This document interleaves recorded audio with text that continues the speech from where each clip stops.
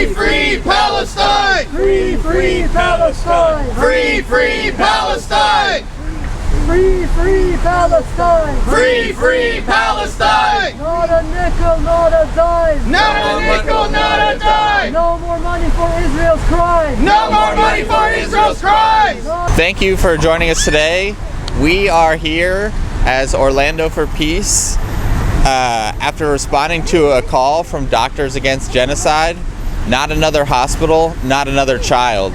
We're gathered in front of Orlando Regional Medical Center to call attention to the ongoing attacks by the Israeli military on medical facilities in Gaza and recently expanding throughout the region. We are here because attacks on hospitals are a direct contravention of international law under Section 19 of the Geneva Conventions and represent a war crime. I would first like to bring up David Porter from Orlando for Peace to speak about his connection with this hospital. So, first of all, we're not here to protest ORMC, Orlando Regional Medical Center. Okay, we have no beef with this hospital.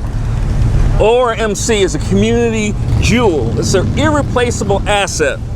We saw that early this morning, Friday morning, when many victims of the recent downtown shooting were rushed here for care. ORMC has a special place in my heart.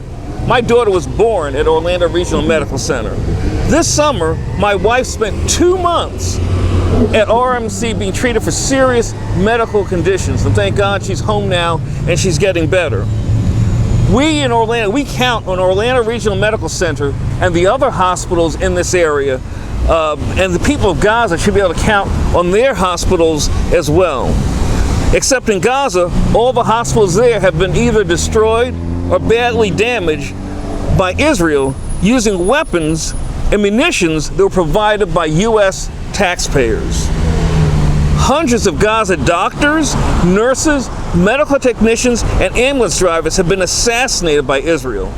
Bombing hospitals and killing doctors and nurses is not self-defense. It's a war crime. Right now, where are the people in Gaza who have cancer, diabetes, kidney disease, preemie infants? Where do they go for treatment? Moral and decent people don't bomb hospitals or murder doctors. Monsters do.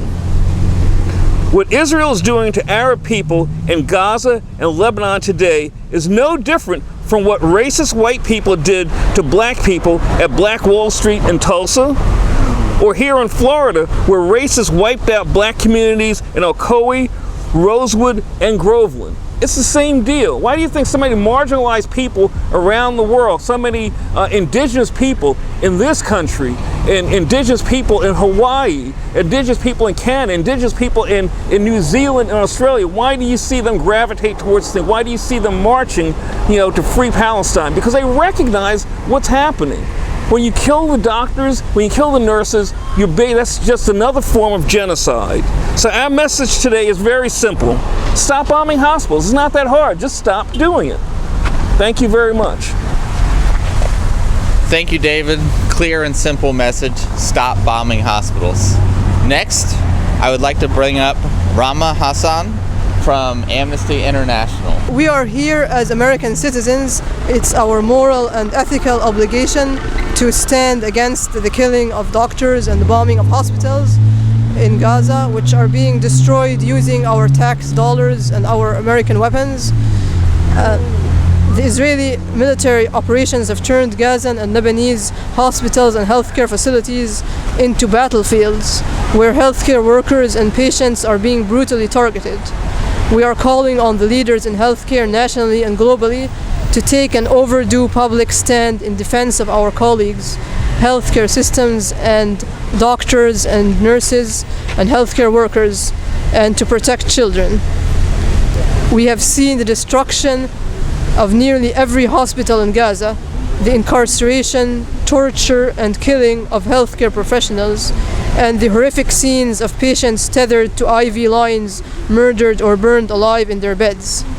Children have been maimed and shot by snipers, their bodies riddled with bullets, and are being systematically starved. The very foundation of healthcare in Gaza is being systematically dismantled.